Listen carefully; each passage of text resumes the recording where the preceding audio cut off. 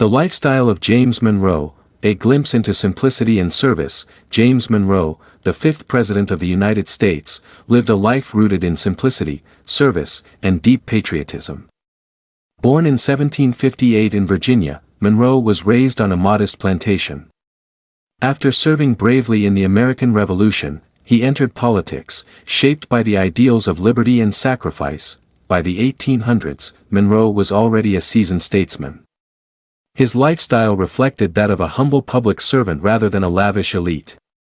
He lived in a modest home, wore plain clothes, and remained closely connected to the common man. Monroe believed in the Republican virtue of modesty. His habits were frugal, his manners polite, and his personal life quiet. At home, Monroe enjoyed farming. He owned a plantation named Highland, near Thomas Jefferson's Monticello.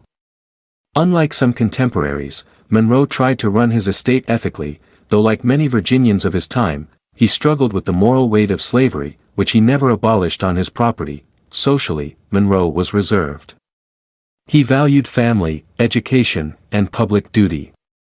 His wife, Elizabeth, added grace to his home, and their partnership was strong. Despite his high office, Monroe often traveled without large entourages, and he insisted on modest public ceremonies. James Monroe's life wasn't about wealth or fame. It was about stability, unity, and quiet leadership. Even as president, he lived simply, worked tirelessly, and earned the respect of a young nation still finding its way.